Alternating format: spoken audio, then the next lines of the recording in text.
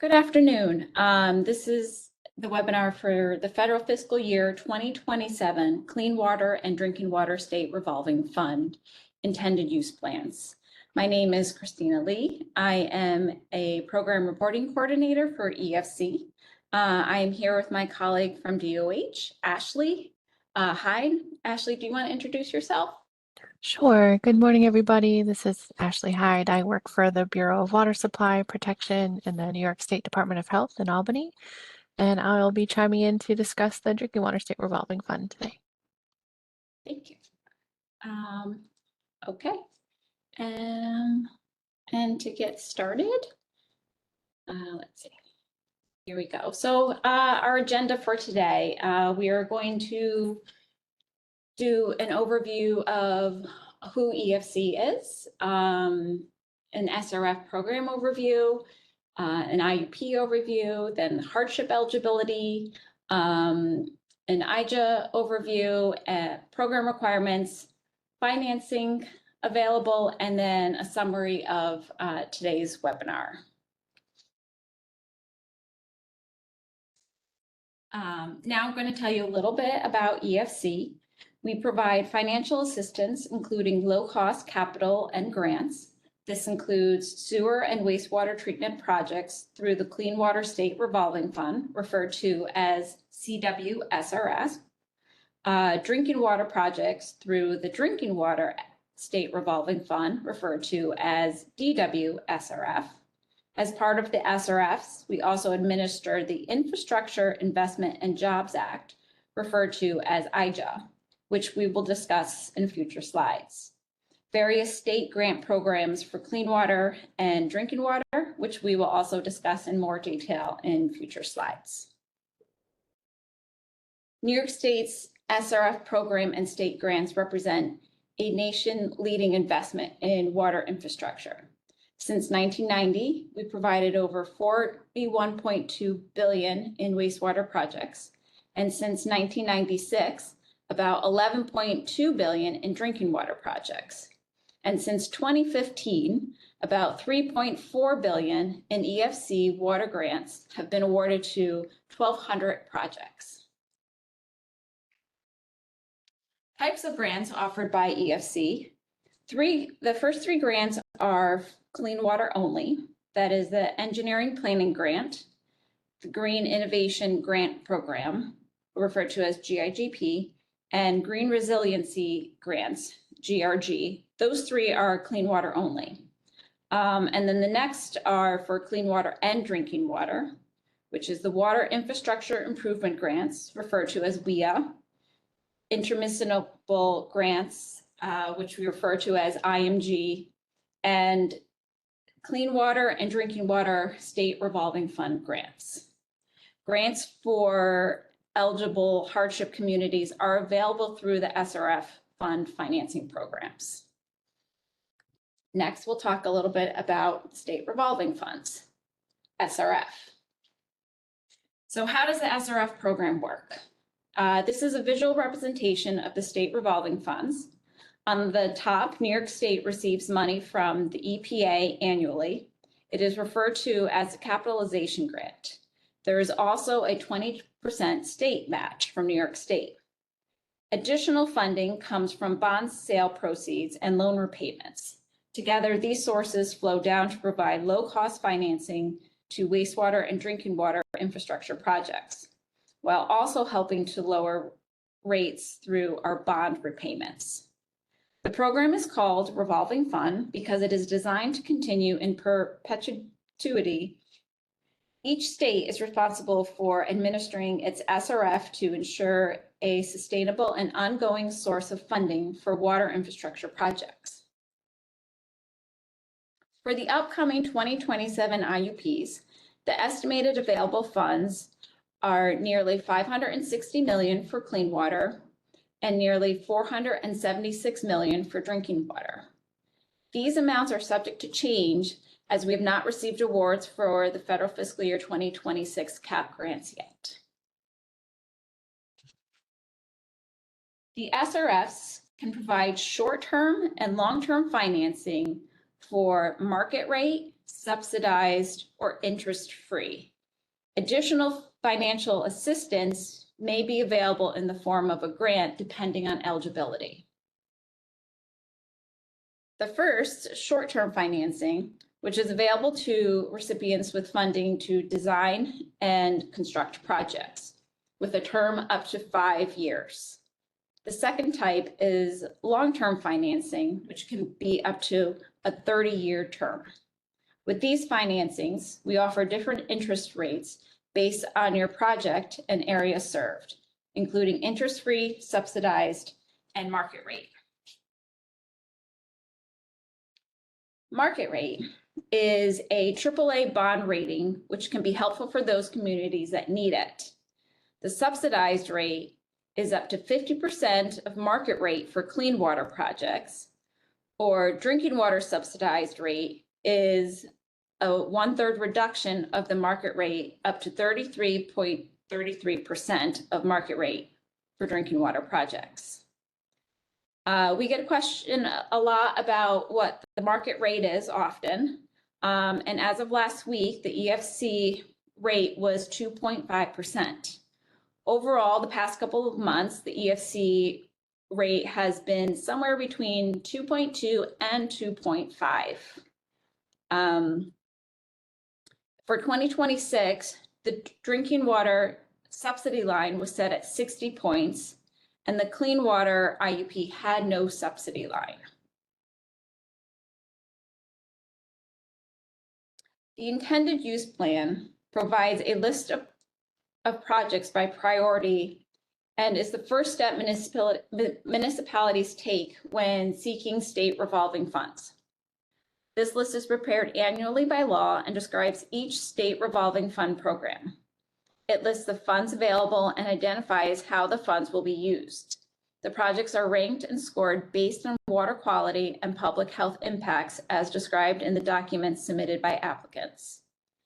Eligible costs are based on documented estimates from engineering reports, plans, and specifications, and contract awards. Within the annual lists are subsets of projects eligible for IJA General Supplemental, IJA Emerging Contaminants, and lead service line replacement.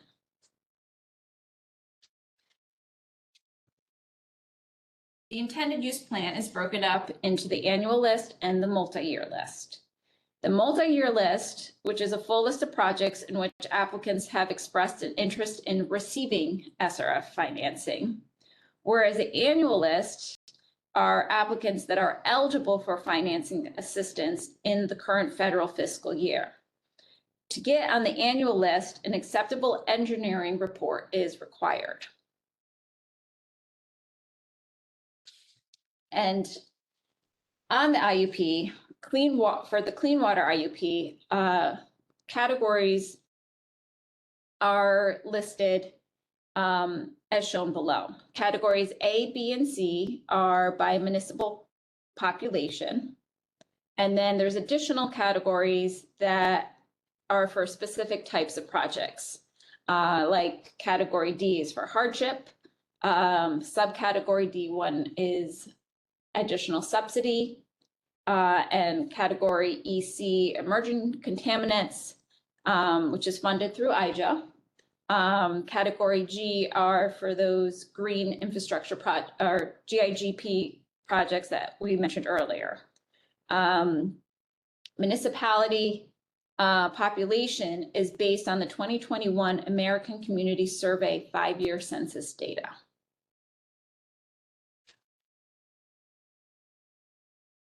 Clean Water State Revolving Fund, administered by EFC in coordination with DEC, Department of Environmental Conservation, offer affordable financing for communities and public authorities for sewer projects such as repairing and upgrading wastewater treatment plants, correcting combined and sanitary sewer overflows, protecting water bodies and runoff population. You can also see EFC's website for further information on this. Ashley, do you want to talk about the drinking water one? Yes, I'd love to. So eligible projects for the Drinking Water State Revolving Fund are upgrading or installing water treatment facilities. We can replace water distribution lines. We can help rehab or develop new sources to replace contaminated water supplies. We can help replace or construct finished water storage tanks. Those are just a few examples, so we can fund many other different types of projects. If you have a question about whether or not your project is eligible, you can always reach out to us. We'll have contact info later in the slides here. I will say that really the main thing that we can't fund is if the project's primary purpose is growth or development or fire protection. That could be a secondary thing, but it can't be the primary purpose. Thanks. Thank you, Ashley. Now, these are eligible entities for clean water and drinking water. So for clean water, eligible entities include municipalities. That includes any county, city, town, village, district corporation, county or town improvement district, school district, Indian nation or tribe recognized by the state or the United States with a reservation wholly or partly within the boundaries of New York State, New York Public Benefit Corporation or Public Authority, or New York State agencies. Ashley, do you want to talk about drinking water? Yes, for the Drinking Water State Revolving Fund, for financing, we can finance community water systems, municipally owned or privately owned. We can also finance non-community water systems, such as non-transient, non-community systems, and transient non-community systems.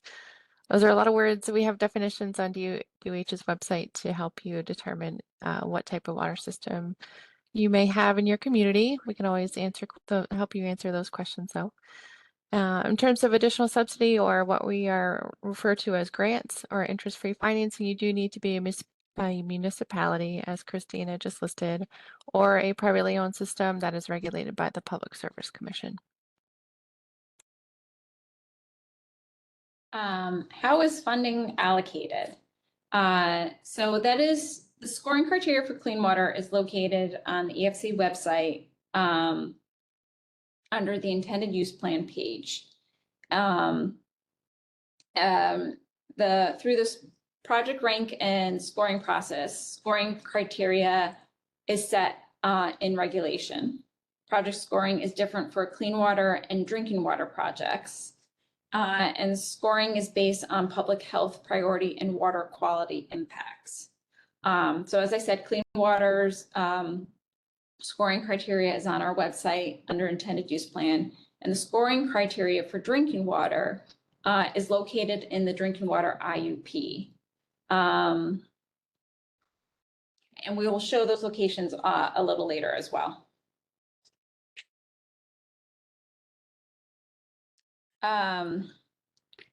Clean water SRF project scoring and ranking process. Projects are scored based on the project priority score system using criteria outlined in state law. Projects are scored based on improvements and restoration of water quality, highest priority, protection of water quality, and financial hardship. The project scoring criteria is also recently updated to incentivize projects that bolster resiliency, mitigate the impacts of climate change, strengthen cybersecurity for public wastewater utilities, and takes septic tanks out of service. Projects are scored using project priority score system. We look at projects looking into improve, restore, or protect water quality. The existing source is the project is, we ask, is the project address critical source of pollution in the water body, a significant source of pollution, or a potential source of pollution? Water quality is determined by two factors. One is classification points factor. This is defined by DEC in the priority water bodies list. And the other for water quality is assessment status. This is based on the best use assessment of the water body. Management plan is another, as well as other factors such as project need.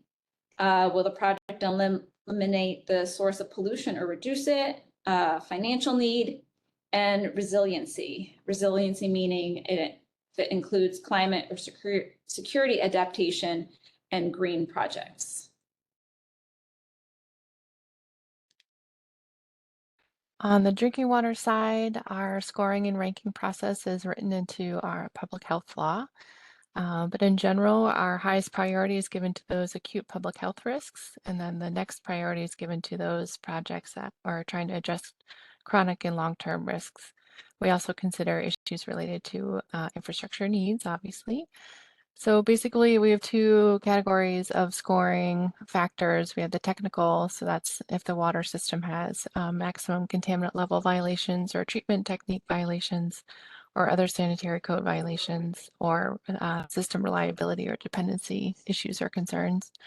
And then there's the next category of non-technical factors. So that's governmental needs or financial needs, usually based on the MHI that's in the American Community Survey data.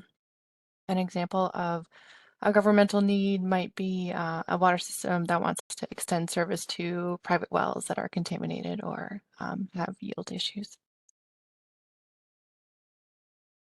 On the next slide is just a snip of what is taken out from our public health law. It's also in our intended use plan in attachment 1 of our document that we put out every year. So you can see, again, the reflection of those acute public health issues here are going to get the most points for their project. And usually we like to touch on new or ongoing program initiatives. This is not a new one, but just to reiterate an ongoing policy here that any contract that we reimburse can't start construction without approval of plans and specs from the Department of Health. And all contracts have to include EFC terms and conditions and their federal wage weights. So just wanted to remind folks of that. If you have any questions, you can always reach out. Thanks. Okay, now the intended use plan. How to list the project for funding. For Clean Water SRF, you would list the project through the PLUS system, which is an acronym for Project Listing and Update System. And just a reminder, an approvable engineering report must be submitted for the project to be included on the annual report. This can be found on our website under Apply for Financing. And then if you select Clean Water State Revolving Fund, as soon as that opens, there's a banner and a link that says list your project. Ashley, you want to talk about it? Go ahead. On the drinking water side, we require what we call the listing form, which is just a one-page PDF that can be found on the link on this slide here, and to have an engineering report. We also have engineering guidance on our website if you're unfamiliar with that. We need both of those documents sent to design@health.ny.gov to be added to the annual list of the intended use plan. So that QR code will take you to DOH's website. I'd just like to note that there is specific guidance to submit lead service line projects. Thank you. Okay. To list a new project, we need information describing the project, such as contact information, budget, schedule. We suggest to submit as much information as possible to us to assign the most accurate score. This includes, but is not limited to, an approvable engineering report, a final speedies permit, executed order on consent, location maps, sanitary surveys, and other local DOH reports or letters citing issues. SRF program requirements must be acknowledged for clean water.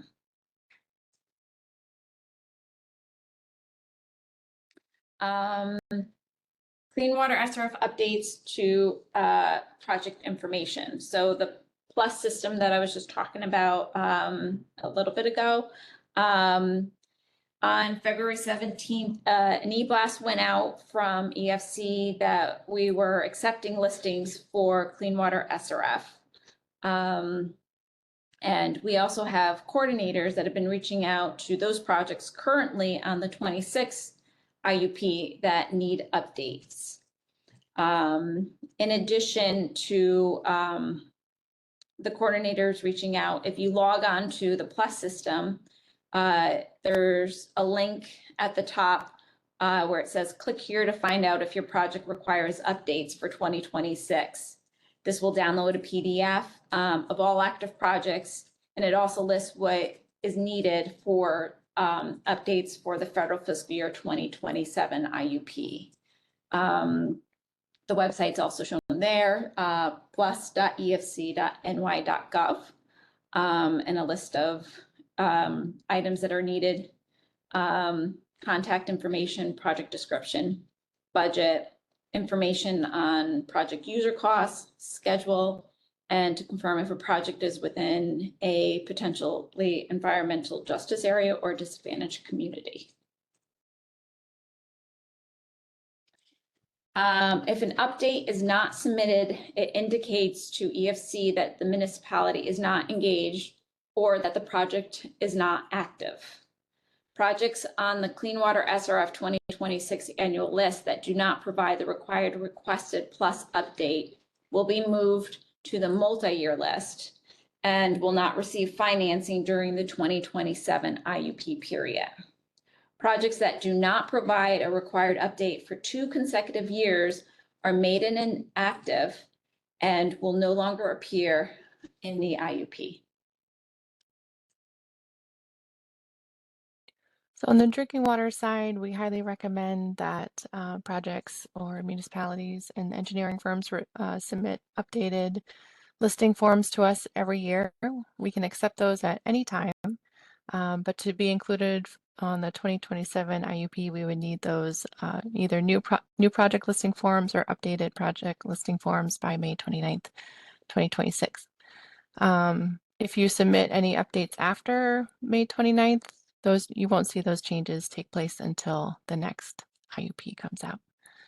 Just want to take a quick moment to remind folks that the IJA funds, the federal grants that we'll discuss in a bit, have the same deadline of the May 29th, 2026. And similar to the clean water side, but slightly different timeframes here.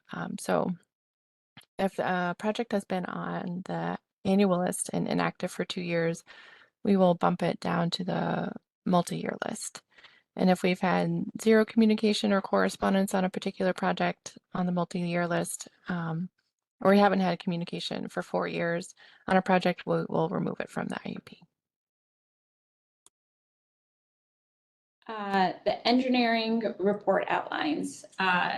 Clean water and drinking water SRF programs each have an engineering report outline which detail necessary information, including project objectives, including environmental justice, resiliency, and sea level rise and green infrastructure, project background and history, alternative analysis, summary and comparison of alternatives, and selection of recommended capital improvement project.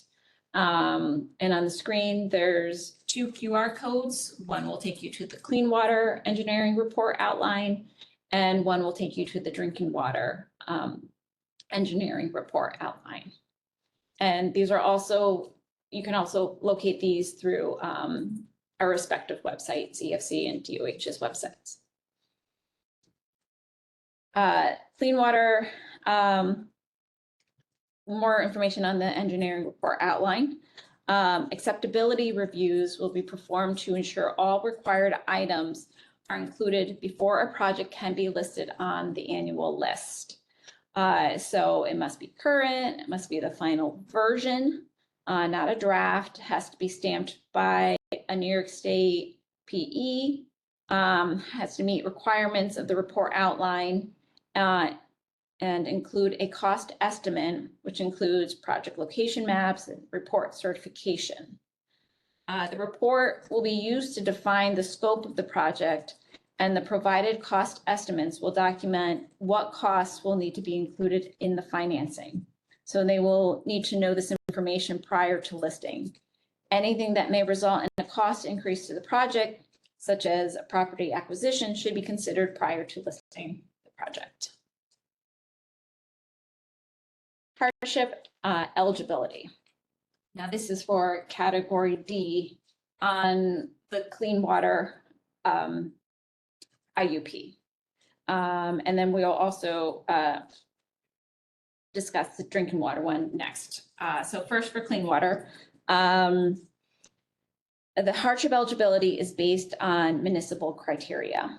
If the municipality's median household income, MHI, is less than 80% of regionally adjusted MHI, or 80% to less than 100% of regionally adjusted MHI, and has poverty which is greater than the statewide poverty, those are what would fall as the hardship eligibility. For the 2027 IUP, we will be using the 2023 American Community Survey data. Other ways to be considered eligible for hardship include submitting an income survey or a ratepayer impacts. To learn more, you can view this information on our hardship policy, which is on our website. And these are also, the income survey and ratepayers impact would be due by May 29th by 4 p.m. to be considered for the 2027 IUP. The Drinking Water State Revolving Fund also has a municipal criteria. So if your community is 300,000 population or less, you would be eligible. That requirement is waived for the lead service line funding. If you have an income survey documenting that the population is less, or if your population is greater than 300,000 and you have an income survey documenting that it's less, we will happily take that. DOH uses EFC's income survey guidance, so we defer to them and their guidance on conducting those. We also have affordability criteria that was just the same as EFC's. We use the MHI from the 2023 American Community Survey data for this upcoming IUP. If your median household income falls between that 80 and 100% range, we look at poverty to see if it's higher or lower than that 9.8 threshold. Okay, now we're going to talk a little bit about IJA, the Infrastructure Investment and Jobs Act. IJA funding for water infrastructure is being administered through state revolving funds over 5 years. For clean water, the IJA general supplemental funds have been allocated. We have 23 million available for IJA emerging contaminants. And required additional subsidy percentages shown in this visualization are based on the full cap grant amounts and are not necessarily the percentage available per project. Ashley, do you want to talk about the drinking water IJA funds? Yes, so there are 3 separate funds for the Infrastructure Improvement and Jobs Act. One is, I'd like to note that this is likely the final year that these funds will be available. There was a 5-year program, and the 2027 IUP will be the final inclusion of that act. So we have 3 funding sources. As we have for our general supplemental program, we have 116 million available. 49% of that 116 million will go out as grants. Emerging contaminants, we have 35 million available. 100% of that will go out as grants to community. And we do not have our lead service line allotments from allocations from EPA yet, so stay tuned for that total amount, but we expect it to be similar to last year's, which was 191 million. But you'll see that in the draft IUP that we put out in August. Thanks. Eligible projects for the IJA emerging contaminants are construction costs on clean water SRF eligible projects whose primary purpose is to address emerging contaminants that are manufactured or naturally occurring physical, chemical, biological, radiological, or nuclear materials, which are known or anticipated in the environment that may pose newly identified or re-emerging risks to human health, aquatic life, or the environment, including but not limited to groundwater or surface water contamination caused by PFAS, pharmaceuticals, personal care products, and micro nanoplastics. Grant funding for the IJA EC is up to 100% of eligible project costs, with up to up to a maximum amount of $25 million. Additional subsidy will be offered in project priority score order. To be considered for the additional subsidy, a municipality must have the following. Been included in category EC of the IUP, not executed a clean water SRF short-term project finance agreement or PFA, or incurred an SRF eligible debt before November 15th, 2021, or not execute a clean water SRF long-term PFA, and have not substantially completed construction before October 1st, 2026, which is before the current of the 2027 IUP period start date. Now I'm going to turn it over to Ashley to discuss the drinking water side. Yes, as I just mentioned a couple slides ago, there are 3 separate funding sources through IJA. The first is the general supplemental. So it's the same project eligibilities that we have through our Drinking Water State Revolving Fund. So this is just for disadvantaged communities to address water treatment plant work, transmission and distribution mains, storage tanks, pump stations, source waters, consolidation of water supply services, basically, most capital investment projects. The second funding we have is for emerging contaminants. So specifically to treat emerging contaminant issues, we have to focus our efforts here on PFAS, but there are some other analytes that can qualify. And then the third is the lead service line replacement. Most of our inventories are done at this point, but we could fund inventories or replacement of lead service lines or anything directly related to the ID, planning, design, or replacement of those lines. So to go in a little bit more detail about the general supplemental, this is, again, just for disadvantaged communities. And those communities or projects could get up to 70% of eligible project costs covered with a $5 million cap. We award, there's no separate application process, I should say. So if you submit a listing form and engineering report, our engineers will review it, score it, and see if the project is eligible for this particular funding. And we'll give that project a score, and then you'll see it ranked from highest to lowest on a separate list in our intended use plan, and we'll award from the top down until funding is exhausted. It is a competitive funding pool. To give you an idea of that, it was 135 projects on the list last year, and 22 were awarded funding. For emerging contaminants, if you are a disadvantaged community trying to tackle treatment of emerging contaminants, you could get up to 100% of eligible project costs covered. Again, not to exceed that $5 million.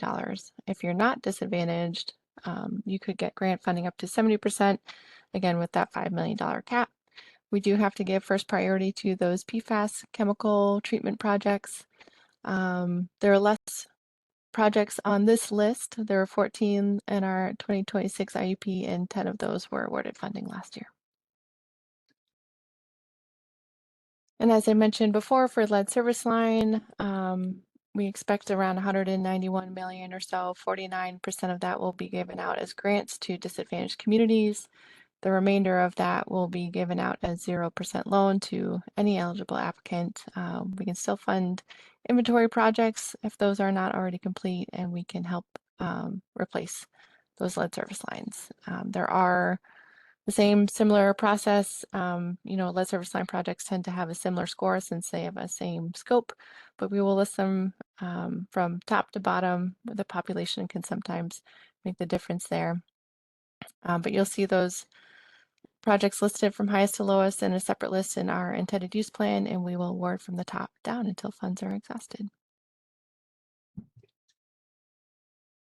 Okay. Next, we're going to talk about program requirements.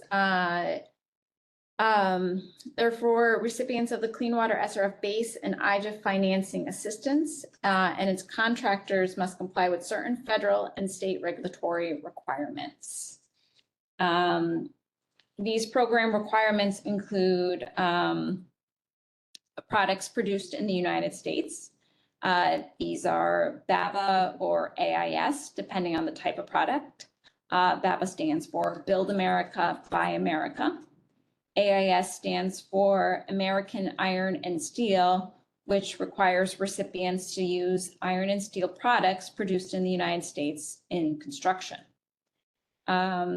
We also have contracting requirements, which include DBE and MWBE, which are dependent on the type of project. DBE is Disadvantaged Business Enterprise Participation, and MWBE is Minority and Women's Business Enterprise. There's also Davis-Bacon, requires contractors and subcontractors to pay laborers and mechanics not less than the prevailing wage. There's also mandatory terms and conditions, which are incorporated of EFC's mandatory terms and conditions for project construction and engineering contracts, which I'll talk about in another slide or two. And then there's also the professional architectural engineering service procurement, which I will go in a little more detail in a slide or two later. Federal requirements. So these are for referring to equivalency projects. These are additional to the previous requirements. So we have BABA, which was the Build America, Buy America. Telecom exclusion, which prohibits some specific telecom equipment. A single audit, which was recently updated to $1 million threshold. Additional coordination for environmental review. And you will know if your project is equivalent on the Clean Water IUP is if there's the letter E under the notes column. So for a little more detail about BABA, Build America, Buy America, all iron, steel, manufacturing products and construction materials used in the project must be produced in the United States. Manufactured products mean the product was manufactured in the US, and cost of components that are mined, produced, or manufactured in the US is greater than 55% of the project costs. EPA issued an implementation waiver for projects where design started prior to May 14th, 2022. And if that's the case, EFC will notify you if your project is subject to BABA and the implementation waivers apply. If BABA is waived, AIS still applies. Now a little bit more about the mandatory terms and conditions. Contracts paid for with EFC funds must include terms and conditions.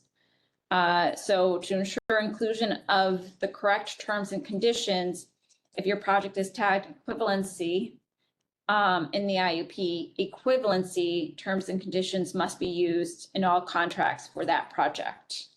And our terms and conditions are located on our website under the frequently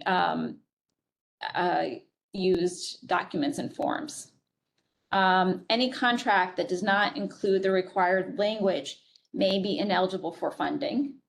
Program requirements include MWBE, which is the Minority and Women-Owned Business Enterprise, EEO, Equal Employment Opportunity, and DBE, Disadvantaged Business Enterprises, and Service Disabled Veteran-Owned Business, and American Iron and Steel, and Davis-Bacon Prevailing Wage. Now, a little bit more about our A&E procurement requirements. This is the architectural and engineering services procurement is required for all projects with a financing application. We suggest that you consult your EFC project team if you have additional questions. You can also view the requirements through the QR code on the screen, which will link you to our website where you can also find forms. Required steps for A&E procurement. The first step of A&E procurement is a public announcement of solicitation. The second step is to evaluate and rank the submitted qualification statements.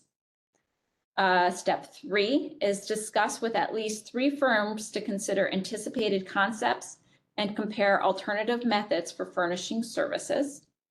Step 4, you would select at least 3 firms considered the most highly qualified to provide the services required.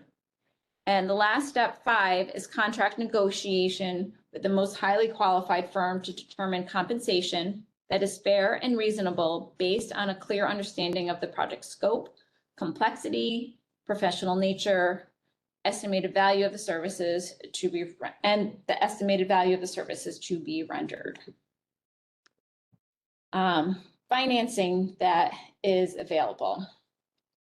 So when the draft federal fiscal year 2027 IUP comes out, the capital resources of the SRF are included in each IUP. So the clean water IUP and the drinking water IUP, we both provide our sources and uses. This will identify how much funding is available for projects.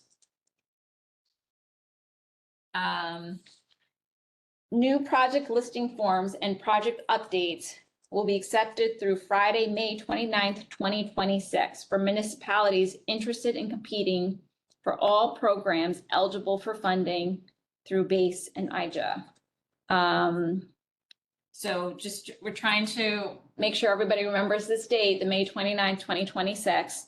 So for the federal fiscal year 2027 funding, there's the Clean Water SRF base funding, Clean Water SRF IJA EC, which is the Emerging Contaminants funding.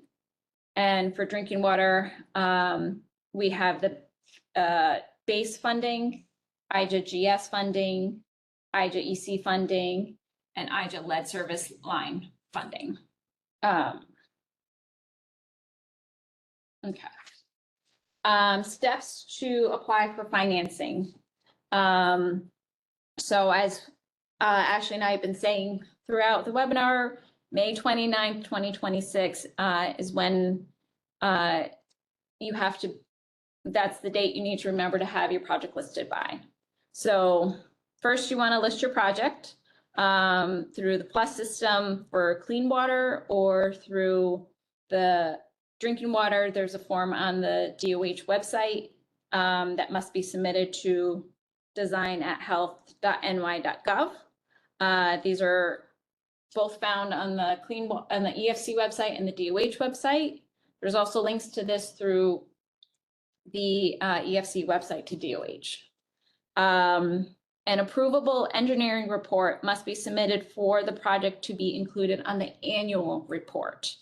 And those are due by May 29th, 2026. Project listings are ranked and scored based on what we receive.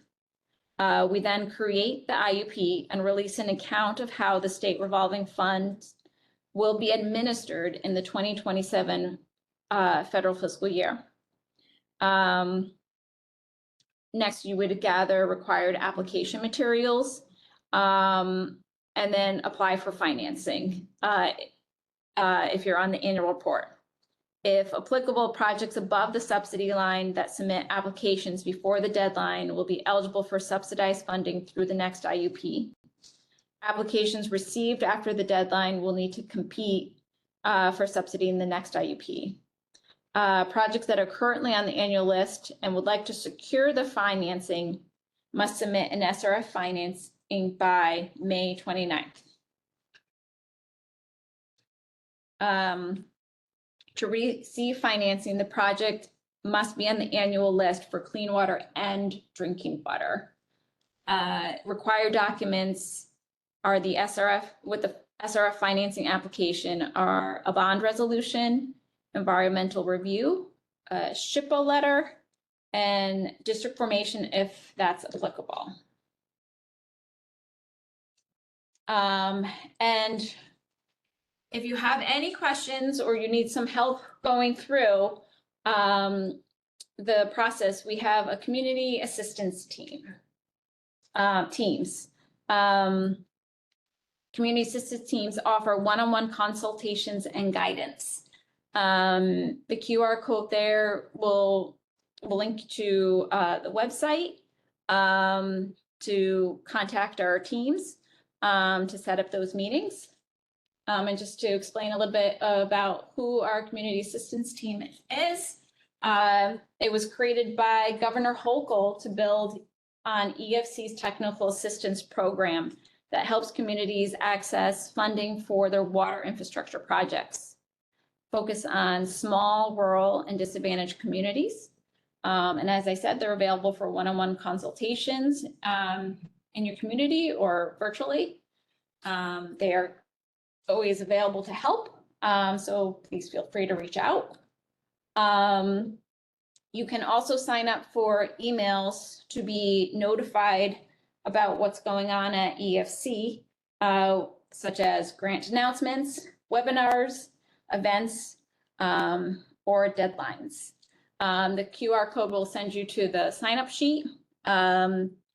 If you miss it, there's also you can go to the EFC website and you just scroll to the bottom and there's a link that says sign up for emails for EFC.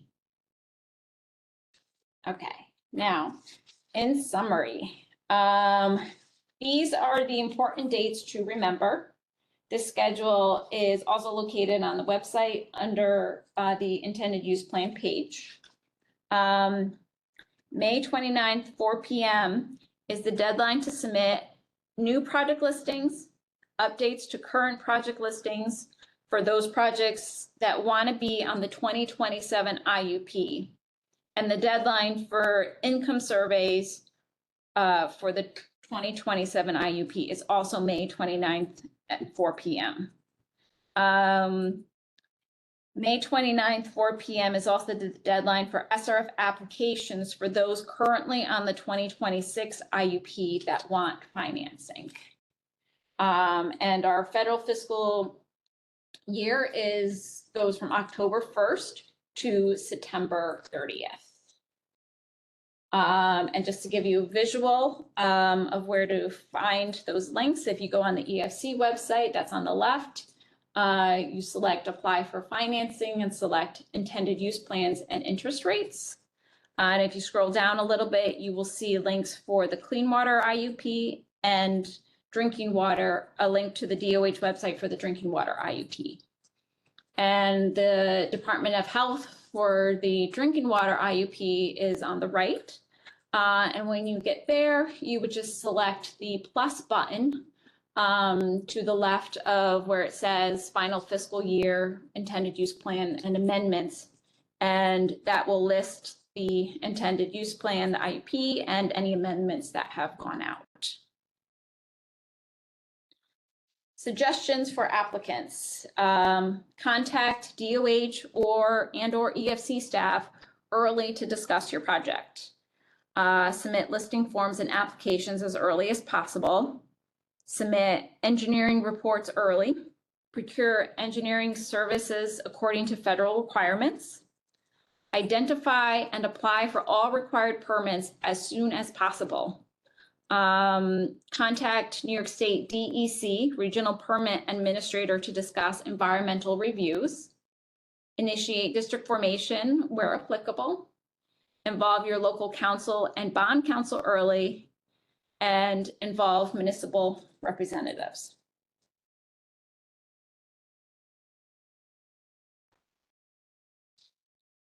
I just wanted to take a moment to highlight some contacts for the Drinking Water State Revolving Fund. These are the Department of Health contacts. There's kind of split up the state into 2 different regions.